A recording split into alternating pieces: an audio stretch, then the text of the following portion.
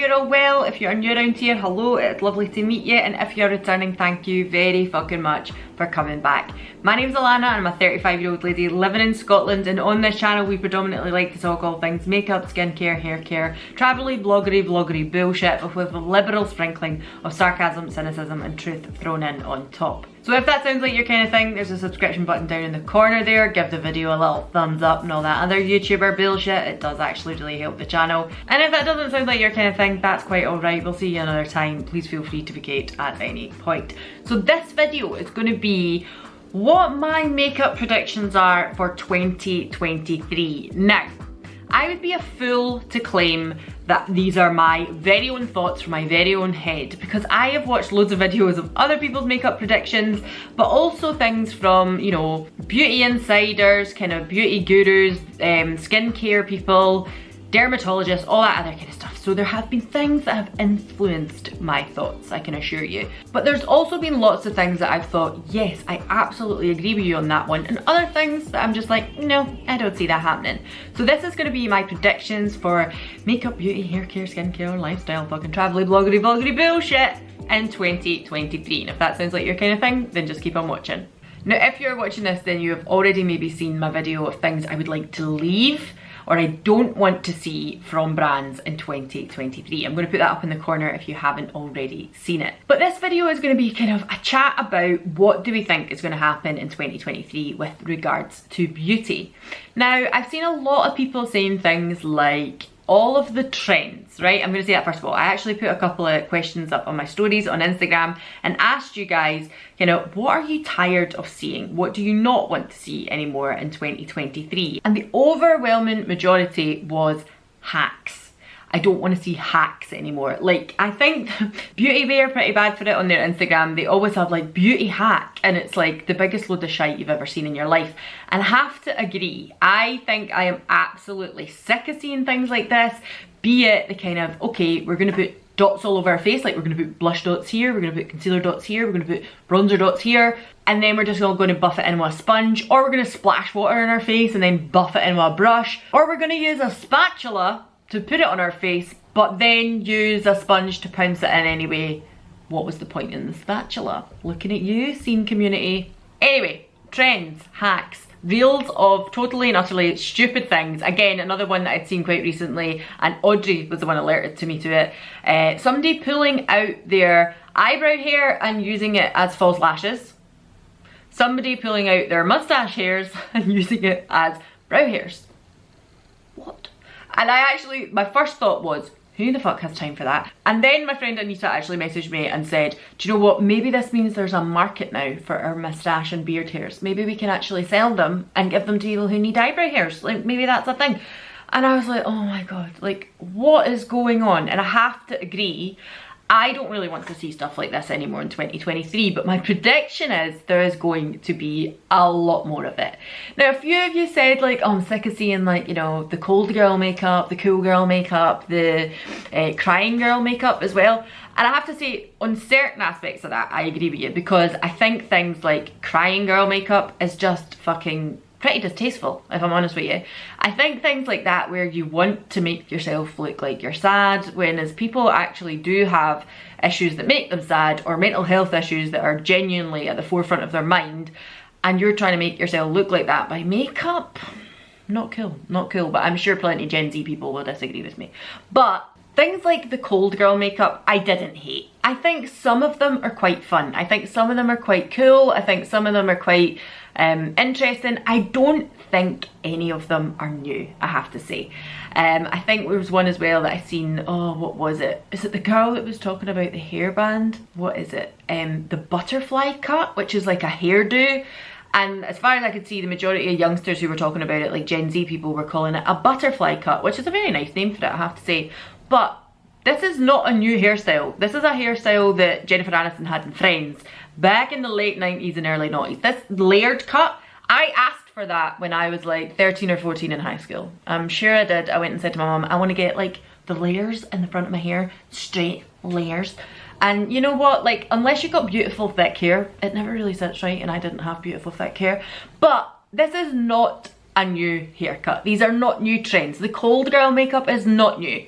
I know for a fact, like, I have been doing makeup like that for years before it was called cold girl makeup. I used to just say it was that in from the cold Jack Frost just snogged you kind of look, because that is what it's like, looking a little bit frosty, a little bit frostbitten, like, oh, I'm in from the cold. This is not new stuff. This has been going about for ages, but the trends of it, the kind of people jumping on things via TikTok and Instagram, I'm afraid to say I think these things are going to continue. There will be some new trends that come out of it, but as a whole, you're right. They are just hacks, they are just trends, flash in the pan type situations that will be gone quicker than we've seen them, but I think it will continue that way for this foreseeable future, and especially into 2023. Funnily enough with that, I actually did have a few people as well, a couple of you commented in the questions and a couple of you messaged me privately saying that you had seen enough graphic liner to you were dead. You didn't want to see it anymore. The Euphoria style makeup, or Euphoria, whatever you want to call it, the TV programme, I myself have never watched it. Hold my hands up, I'm really sorry. I've never watched it. That kind of thing with the gems, that's, again, I think kind of circa early 2000s eras, the little like butterfly clips, the gems, all that kind of stuff, glitter.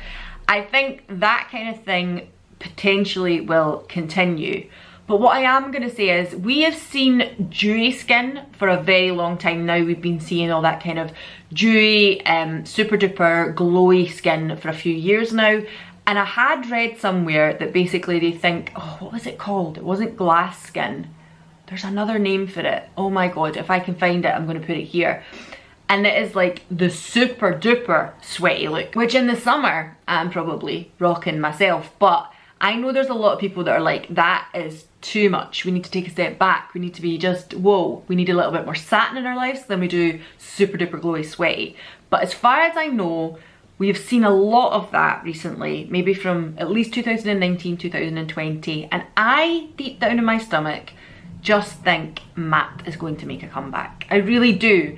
I don't know if it's because in the early 2000s and stuff, like matte was a thing. Like that was, it was always matte, 90s and early 2000s, matte, but also glowy sparkles, like as in hair glitter, hair mascara, all that kind of stuff. But I don't remember people having dewy skin. It was very much like, was it the Dream Matte Mousse? I didn't wear it, but loads of people did. I think powder and all that kind of stuff is very much going to make a comeback at some point in this year. But on the other scale of that, it's going to be that weird fucking, like, I've just put my face in a chip pan thing. I think we're going to see extremes in makeup this year, which isn't necessarily a bad thing. I think I recently seen that Charisse had spoke about on her podcast and her predictions in regards to Aoife Cullen. If you're not following Aoife, like, I'm going to put a photo here. I'm going to link her down below. I'm also going to link Charisse's podcast down below because it is fucking fantastic. And the latest episode, I'll pop it down in the description box. I think we are definitely, I agree with Charisse completely. I think we're going to see, I'm not saying this is exactly what Charisse has said, but I think we are going to see extremes in makeup. Charisse had kind of mentioned about how on the catwalk we get these crazy looks, you know, but they're not always necessarily attainable to everyday life. And I think that is changing, I really do. And I think people like Aoife have changed that because people are more inclined to be like, you know what, I could wear that out every day if I wanted. Although it's not on everybody's high street or you're walking down the road to your local shop or whatever, you're not seeing everybody like that. I definitely am seeing more of it, and I do think that the younger generation and the Gen Z generation have less fear and worries about what people think about them. I feel like my generation, and maybe even ones before me, there was a little bit of like, oh, but I don't want to go out like that in case people think that I'm weird. I personally, right, so as a junior goth, when I was like, you know, 13, 14, you would go out into town and the majority of people didn't really look like you as a goth. I know that might be shocking nowadays because goth glam is a big thing. Look at Wednesday Addams, people love it. But when you were going out, if you were like the only goth in your school, if you were like just in a little crowd of goths, then you were kind of mocked. You were marauded and people laughed at you and they were like, oh yeah, you know what, Halloween's not till next month, blah, blah, blah. You would get shit like that all the time. Whereas now, I feel like this idea of cliques and stuff, it's still there a little bit. There is still like different people and different groups and trends. But in the new kind of generation, I feel like that is less so because of social media and because we've all merged into one. There isn't so much like trends and you need to stay in this box and you need to stay in that box. I kind of like that as well, that we don't all need to be in a single box. I am not going to be going out with, you know, no eyebrows or bleached brows and crazy ass glitter all over my face every day of the week. But what I will say is there is less and less fear about putting that kind of stuff out there, and I love that. And I think that's something we have to thank this younger generation for having a little bit more ballsiness about them, which sometimes can come across as arrogance, I'm just gonna say it, but having a little bit more ballsiness about them and less worry about what people think about them. And I love that. I think that those extremes are going to come out a little bit more, and I think older beauty brands are starting to realise that they really need to try and keep up a little bit. I also think that trend-wise, older beauty brands are probably looking, thinking, this is going to fizzle out, this is going to peter out, we'll just keep doing what we're doing, everybody's going to keep buying it anyway, the young ones are going to grow up and they're going to want to... I don't think that's going to happen. I don't think that me, for instance, let me give you an example of a brand. Estee Lauder are a brand that I'm sure make absolutely wonderful products. I have never tried an Estee Lauder makeup product, so I'm not going to sit here and give them a hard time for that. But brands like that, older brands like Clinique, Estee Lauder, all these kind of big umbrella brands, I feel like when I was a young teenager, kind of 13, 14, those are the ones in department stores with the ladies in the white jackets, and you know, they were super duper fancy and probably didn't want to look at me twice when I went in with my super duper black eyeliner. But I was genuinely interested in makeup, genuinely wanted to know about things. And at that time, the only brands who were doing anything like that would be like the likes of Urban Decay or MAC. Now, I actually think Urban Decay or MAC are a little bit yawn. They have become the Estee Lauder to another generation of people. But to me, Estee Lauder are a classic brand who make good stuff that people will go back to time and time again because they make nice products. But in my mind, the people who are still buying those products, who are maybe in now their 50s, 60s, 70s, who bought it when they were younger, maybe even 80s, you know, it's the classic, it's the one they've always used, they are eventually going to peter out. I'm sorry to say that, but they are eventually going to peter out. And you're not telling me that the 18-year-olds of today who are buying the likes of Fenty and what have you, are going to be coming over to Estee Lauder to try things out when there's nothing exciting to bring them over there to. So brands will fizzle out. So I think the older brands are sitting there just being like, we don't need to do anything now, we're cool, but eventually that will come to bite them on the ass, because I think these trends are sticking about. I do not think they are going to fizzle out. I only think they are going to evolve and change and become other things. And what I love as well about social media in the last few years, and especially since the pandemic, is it just goes to show you that you don't need to be 18 to wear all these fun trends. I have so many friends who are in their 50s and 60s who want to try these things. Even this year when we seen Andy McDowell, she was on a red carpet event and she had like little green gemstones and green glitter and things, and she had a lovely green dress on. When we seen that, oh my god, the comments that I seen underneath the post of this woman were disgusting. And I think that, again, I think I mentioned that in my video, we need to like leave shit like that in 2022. If a woman in her 60s or 70s wants to wear a trend that is on the faces of a lot of people that we see in social media and marketing of 18-year-olds, fuck that, let them do it. And I actually think the whole beauty sphere is evolving to see different things. So as I said already, I know people will be like, oh, I'm sick of seeing the trends and all that kind of stuff. But I think this euphoria makeup, the trends, that kind of alien makeup, and that's certainly what Charisse was calling it, we are going to see an evolve of these trends, and they are going to become different things. There are still going to be classic brands. Charlotte Tilbury still has a very much classic look. If I look at a Charlotte Tilbury girl, I know it's Charlotte Tilbury. Even when I put on all Charlotte Tilbury makeup, I look at myself and I think, I now look like a Charlotte Tilbury girl. Okay, I ain't no fucking Lily James, I know, or the one from Bridgerton or anything like that. I know, I don't actually look that good, but I feel like the aesthetic of what a Charlotte Tilbury lady or person is, they definitely have a look. And I think that is going to continue as well. I think we're still going to have a little bit of segregation with regards to, this is your classic glam, this is your maybe kind of, you know, you get your Love Islanders, like that have a lot of kind of contour. Kim K, I feel like they are all in the same kind of mix. You've got that, you've still got a little bit of your goths, you've still got a little bit of your edgies, you've still got all these individual groups, right? I know that for a fact. Clean girl as well. But what I love now, and I really hope to see in 2023, is that no one person needs to stick in any one niche. And that's what I predict in 2023. I think we're all going to be trying loads and loads of different things. I also think, rather unfortunately, that we may see more skinny brows. And that's fine. If that's for you and you want to try it, then so be it. That is fine. For me, I am never going to be getting rid of these brows. Like I said already, when I was younger, my mum said to me, never ever touch your eyebrows, and I never did, so I'm not going to be doing it now at the ripe old age of 36 nearly. I also think in 2023 we are going to continue to see more real makeup. Like, we obviously in the early 2000s and to mid 2010s, there was a lot of airbrushing, a lot of photoshopping, things like that. I think the majority of brands have came away from that. I think unfortunately on social media though, a lot of brands are still really falling foul to people showing products but using a filter. But I think we are going to be moving away from that. I don't think anybody wants to see it. I think the youngsters definitely want to see more real skin. They want to see people who have acne. They want to see people who have pigmentation, maybe disfigurement on their face, things like that. They want to see people who look like them, people with birthmarks and things. I think people want to see real people, and we've been shouting for it for so fucking long with regards to the fashion industry. What difference should it be in the beauty industry? They both kind of come as a bit of a parcel, and I have to agree, and I really hope that we do continue to see that. Unfortunately, we've also had the chat about we'll maybe be having the Kate Moss era back and heroin chic and super duper thin.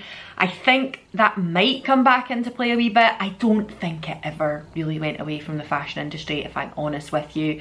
You know, years and years ago, they put Sophie Dahl on a runway as if it was like some sort of huge, oh my god moment, like it was going to change the fashion industry. I think Sophie Dahl was like a size fucking 14. Like, she wasn't even that big. But really and truly, how often after that did we see normal size bodies and women and people on catwalks? We never ever seen it as a regular thing. So I don't really think that much has changed in that regard. But I think in the next year we will be seeing less of the airbrush. We want to see more of the real.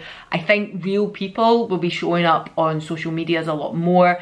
I think micro, nano influencers as well, like a lot of brands are really tapping into that because they realize that this idealism, this influencer lifestyle type thing is now just getting a little bit out of fashion. And it's not really what people want to see. I have actually called out a few brands, and I'm talking about things like Superdrug and that, not like necessarily beauty brands as such, because on their page alone, they just really have a demographic of kind of people from 15 to 25. Like, I see lots of variation. I see them using lots of different people of colour. I see them using lots of different people, as in people who are trans, people who are gay, people who are in the LGBTQ community. I see them having a lot of variety and diversity within their page that way.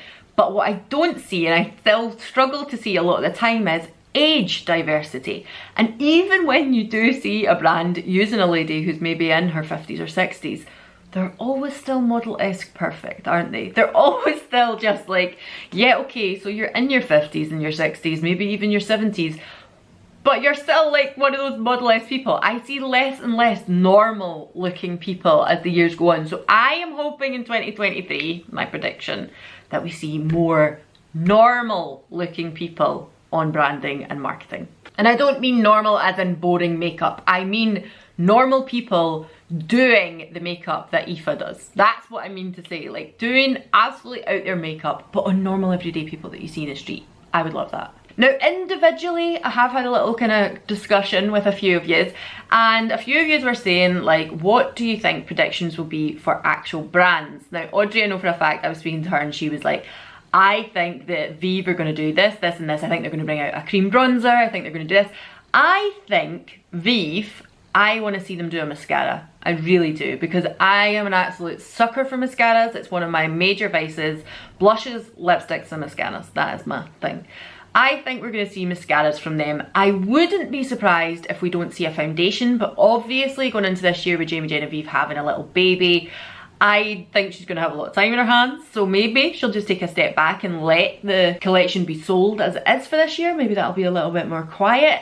I think we're going to see a lot more fragrances from brands as well. I did kind of have a little look on the trademarks for the UK companies anyway. There was a couple of things that Charlotte Tilbury had got registered, and I just kind of had a feeling in me that one of them might be a fragrance. I also seen that Florence by Millie Bobby Brown had registered for a fragrance. I've also seen a few new things from Beauty Pie as well. I just think that this year is going to be a huge year for fragrance, and quite a few of you agreed with me on that one. I also think that skincare is going to continue to be a huge market. I think we are going to see more of the Japanese and Korean skincare come into more of our local shops here in the UK. But I also think that body skincare is going to become a big thing. I remember years ago I was watching Cora. I don't know if anybody knows who Cora is. I don't even know if she's still making YouTube videos actually. She used to be known as Vintage or Tacky here on YouTube. I hope she is still about.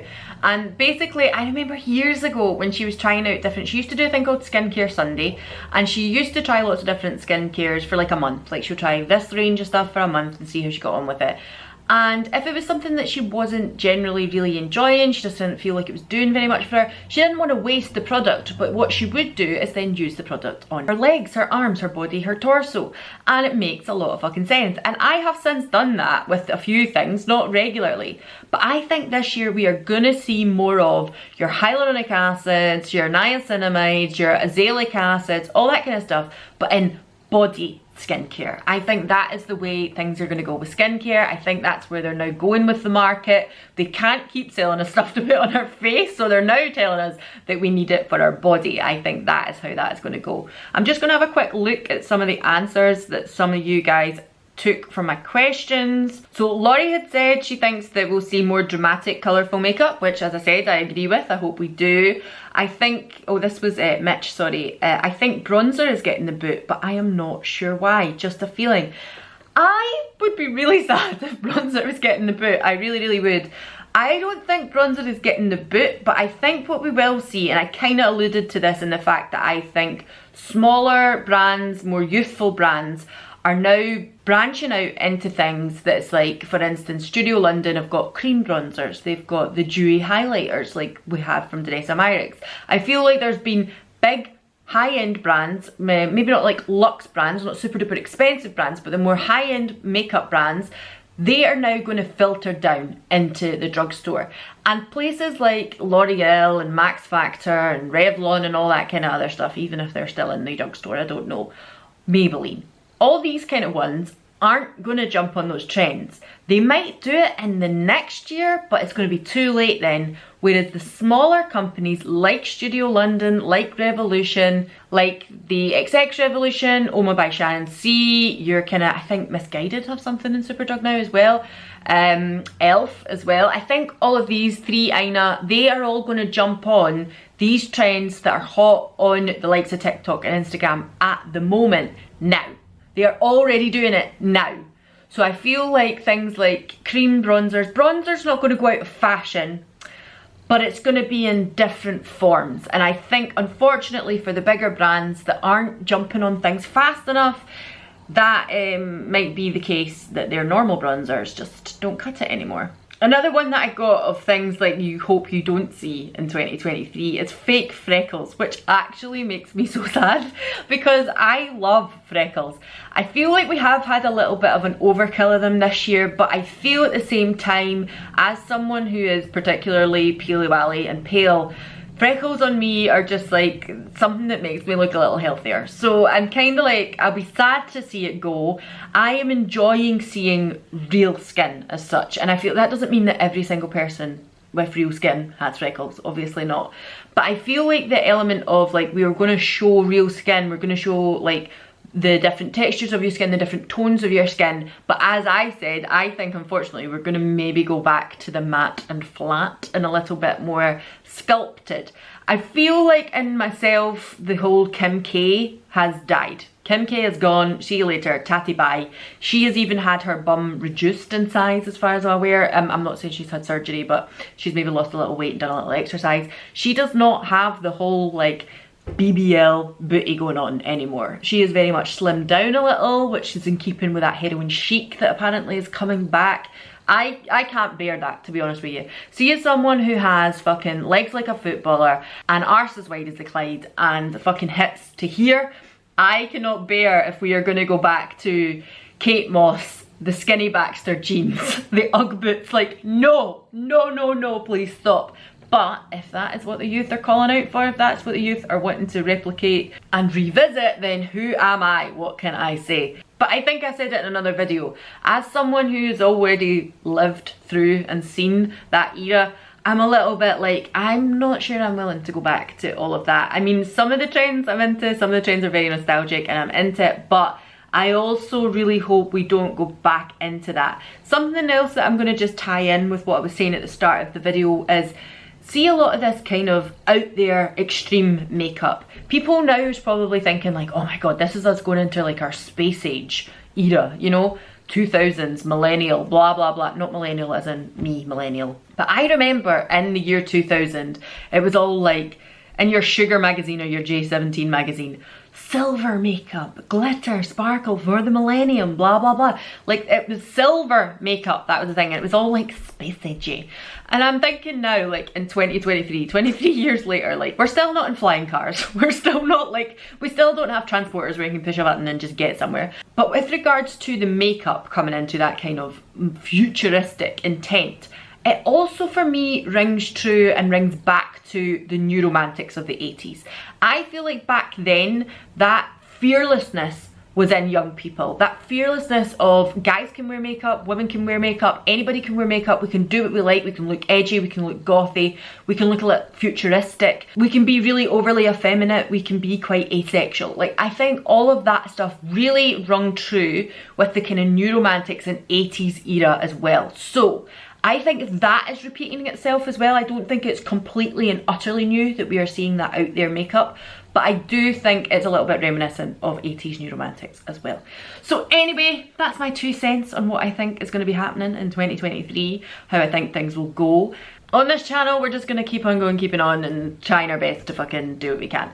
I am not going to start doing, like, you know, bleach brows and kind of shaving all my eyebrows off and blue lipstick and all that kind of thing every day of the week, because I just know it isn't me and it's not going to happen. But I can wholly appreciate it and love looking at some of it, and every now and again maybe I'll do a little out there, like, we'll see what happens. But if you're here predominantly for the everyday boring looks, then that is what I'm here for. Anyway, tell me what your predictions are down below, and I hope to see you all again soon. Bye.